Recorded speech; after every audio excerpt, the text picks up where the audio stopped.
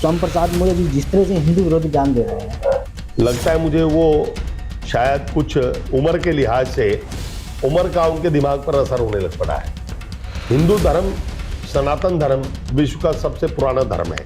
तो स्वामी प्रसाद मौर्य जी और समाजवादी पार्टी दोनों को जो जनता ने सबक सिखाया है, इनके नेता जो बयान देंगे, इसका असर स्वामी प्रसाद मौर्य को भी देखने को मिलेगा और समाजवादी पार्टी को भी उसका सबक भुगतना पड़ेगा। अब तो सपा नेता भी इनका विरोध करने लगे जिस तरह से लगातार बयानबाजी कर रहे हैं। क्यों नहीं समाजवादी पार्टी ऐसे मानसिक दिवालियापन वाले व्यक्ति को पार्टी से बाहर नहीं निकालती? क्यों अखिलेश यादव ये बयान नहीं करते कि समाजवादी पार्टी से कोई स्वामी प्रसाद मौर्य का कोई लेन देन नहीं है? अब भारत न्याय यात्रा निकाल रहे हैं, कहाँ क्या भारत क्या न्याय दिलाना की? पहले वो पार्टी जोड़ो यात्रा निकाल रहे हैं, अपने पार्टी के नेताओं को एकजुट करने की यात्रा निकाल रहे हैं। उसके बाद उन्हें भारत जोड़ो यात्रा है, भारत न्याय यात्रा निकालने की आवश्यकता है, जिससे कांग्रेस का जहाज लगातार डूबता जा रहा है। तो ये सोनिया गांधी जी का पुत्र प्रेम कहें, कांग्रेसियों का गांधी प्रेम कहें, ये कांग्रेस को नाश कर रहा है।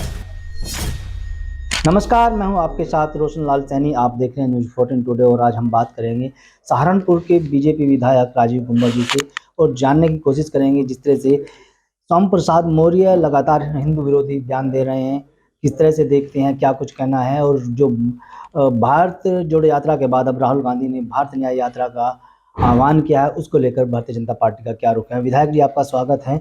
सबसे पहले यही सवाल है कि उत्तर प्रदेश में समाजवादी पार्टी के कद्दावर नेता रहे हैं और स्वामी प्रसाद मौर्य जी जिस तरह से हिंदू विरोधी बयान दे रहे हैं लगातार, अब हाल ही में उनका बयान आया कि हिंदू धर्म कुछ नहीं है, क्या कुछ कहना?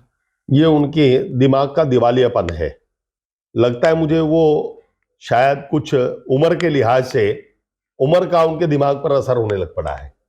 हिंदू धर्म, सनातन धर्म विश्व का सबसे पुराना धर्म है और ये प्रामाणिक धर्म है, जिसके महापुरुषों के बारे में आज सुप्रीम कोर्ट ने भी ये मान्यता दी थी कि भगवान श्री राम का जन्म यहां हुआ था। कांग्रेस के लोग जिन्होंने राम सेतु पर के अस्तित्व पर सवाल उठाए थे, तो सुप्रीम कोर्ट ने उन्हें भी उस अस्तित्व को साबित किया कि हाँ, राम सेतु यहां बना होता है। ऐसे ही प्रभु श्री राम का मंदिर, जिस पर कांग्रेस के लोगों ने, समाजवादी पार्टी के लोगों ने और समाजवादी पार्टी के सरकार में वहां कार सेवकों पर गोली चलवाई गई। ये कहा गया कि परिंदा भी पर नहीं मारेगा, तब भी लाखों कार सेवक वहां पहुंच गए।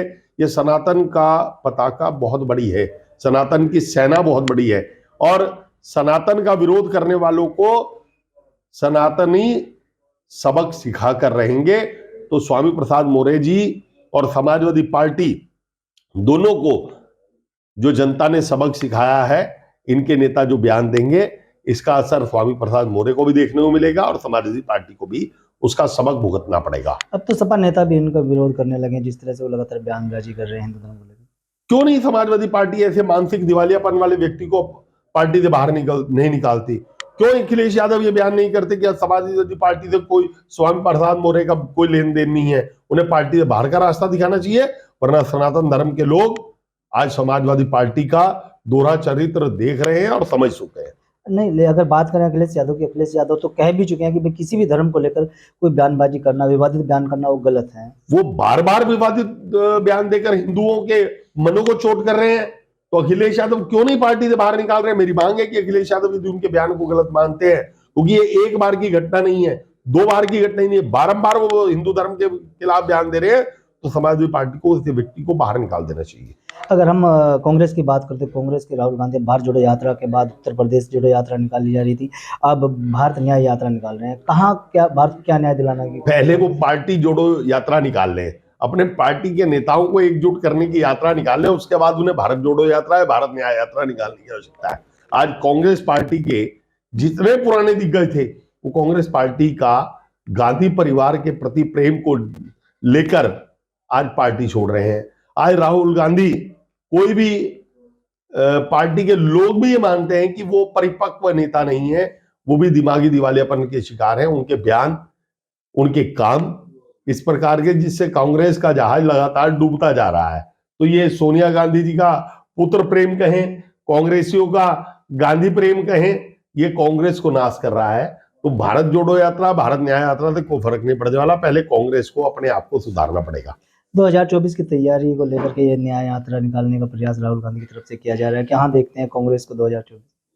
2024 के सपने देखना कांग्रेस बंद कर दे। आज हमारे यशस्वी प्रधानमंत्री 24 घंटे काम करके 365 दिन काम करके जनता की सेवा करने का काम कर रहे हैं। आज जितनी जनता की लाभकारी योजनाएं माननीय मोदी जी ने लाए हैं, कांग्रेसी तो उसके बारे में सोच भी नहीं पाए। 75 साल के अंदर 18,000 गांव में बिजली नहीं पहुंचा पाए। करोड़ों लोगों को आज मोदी जी ने मकान दे दिए। करोड़ों लोगों को आज आयुष्मान भारत की योजना दे दी। क्यों नहीं कांग्रेस ये सब कर पाई?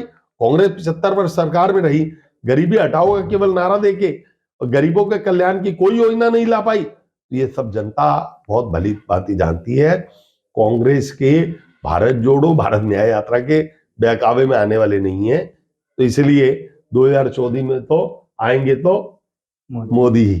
अगर हम उत्तर प्रदेश में लौटते हैं एक बार फिर से, उत्तर प्रदेश की बात करें 2024 में उत्तर प्रदेश को कहाँ देखते हैं बीजेपी को? 80 की 80 लोकसभा सीट हम उत्तर प्रदेश में जीतने जा रहे हैं। आज योगी जी की काम और मोदी जी के काम को जनता पूजती है। जनता मानती है कि ये लोग अपने लिए कुछ नहीं कर रहे, ये जो कुछ कर रहे हैं देश के लिए कर रहे हैं। आज उत्तर प्रदेश में समरी हुई कानून व्यवस्था, आज उत्तर प्रदेश में हाईवे और सड़कों का जाल, आज उत्तर प्रदेश में योगी जी के रात दिन का विकास का संकल्प, और उत्तर प्रदेश में पुणे औद्योगिक विकास की दर ने उत्तर प्रदेश को कहीं ऊंचा पहुंचाया है। तो इसलिए उत्तर प्रदेश में 80 की 80 लोकसभा सीट। भाजपा की बात करते हैं। भाजपा के पास राम मंदिर का मुद्दा हुआ करता था, वो खत्म हो गया, राम मंदिर बन के तैयार हो गया है। अब भ्रष्टाचार का मुद्दा हुआ करता था, भ्रष्टाचार खत्म करने का वो खत्म हो रहा है। अपराध मुक्त उत्तर प्रदेश बन रहा है।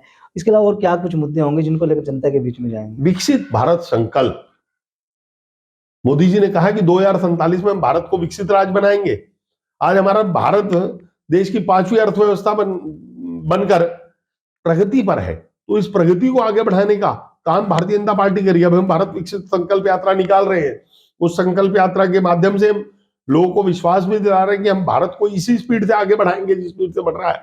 आज 9 साल 9.5 साल के अंदर देश जिस तीव्र गति से आगे बढ़ा है, आगे हम आने वाले 20 साल के अंदर भारत को विश्व गुरु बनाकर दिखाएंगे। इससे बड़ा एजेंडा और इससे बड़ा संकल्प नहीं हो सकता। आपने अभी अपने मुंह से कहा कि राम मंदिर का मुद्दा समाप्त हो गया, धारा 370 मुद्दा हो गई। ये कभी भी हमारी मुद्दे नहीं थे, ये हमारी आस्थाओं के प्रश्न थे। यह देश को मजबूत करने का धारा 370 हटाकर काश्मीर को भारत का अंग बनाने का मुद्दा था। जो अलगाववाद की लहर थी उसे समाप्त करने का मुद्दा था। और प्रभु श्री राम के अनुयायियों का प्रभु श्री राम के प्रति समर्पण था, संकल्प था कि हम भव्य राम मंदिर बनाएंगे। और ये जनता ने माना है कि भारतीय जनता पार्टी के लोग जो कहते हैं वो करके दिखाते हैं। इसलिए मोदी जी ने जो विकसित संकल्प का नारा लिया है, यही हमारा सबसे बड़ा एजेंडा रहेगा। राम मंदिर की बात करते हैं। राम मंदिर का बस उद्घाटन होने जा रहा है 22 जनवरी को, तो उस पर भी कई सारे विपक्ष के जो लोग हैं वो सवाल खड़े कर रहे हैं कि निमंत्रण को लेकर के क्या? विपक्ष का काम तो सवाल खड़ा करना ही है। तो प्रभु श्री राम का मंदिर है, क्या निमंत्रण की जरूरत है? आप जाइए, आप आज ही जाइए ना, आज ही माथा टेक के आई। प्रभु श्री राम तो आज भी विद्यमान है। वो तो मंदिर का पुनरुद्धार हो रहा है। जन्मभूमि के अंदर मंदिर का एक विशाल स्वरूप बनाने का पुनरुद्धार हो रहा है। इन लोगों को प्रभु सद्बुद्धि दे, हर महीने जाए, रोज माथा टेक कर अपनी गलतियों की माफी मांगे, नाक रगड़े। जिन्होंने प्रभु श्री राम के अस्तित्व पर प्रश्न उठाए थे, जिन्होंने श्री राम सेतु पर प्रश्न उठाए, उन्हें हर महीने जाकर वहां पर माफी मांगनी चाहिए। प्रभु श्री राम के आगे नाक टेक टेक कर, शायद उनका भला हो जाए। आखिरी सवाल है विधायक जी, अब अयोध्या में अब मस्जिद भी बड़ी मस्जिद देश की बनाई जा रही है, उसको लेकर क्या कहेंगे? क्योंकि फैसला कोर्ट में था, सुप्रीम कोर्ट ने अब फैसला एक तरफा कहीं अब सही न्याय जो दिया है उसमें भारतीय जनता पार्टी कभी भी देश के अंदर टूटने की बात नहीं करती। सर्वधर्म समभाव, सब धर्मों का सम्मान होना चाहिए, सब धर्मों को साथ लेकर चला जा सकता है, तभी एकता और आ सकती है। ये देश विभिन्न संप्रदायों, विभिन्न विचारधाराओं में के लोगों के रहने वाला देश है। हमने किसी की विचारधारा पर कभी चोट करने का काम नहीं किया। हम सभी विचारधाराओं का सम्मान करते हैं, सभी धर्मों का सम्मान करते हैं। इसलिए अयोध्या के अंदर कोर्ट के निर्णय के अनुसार एक विशाल मस्जिद का निर्माण भी हो रहा है, जिसमें मुस्लिम भाई जाकर अपना नमाज पढ़े, अपना इबादत करें। हमने कभी, आप देखें, सहारनपुर में इतनी मस्जिद है, कभी किसी की इबादत पर रोक लगाने का काम किया हो, कभी किसी के मान सम्मान को चोट पहुंचाने का काम करो।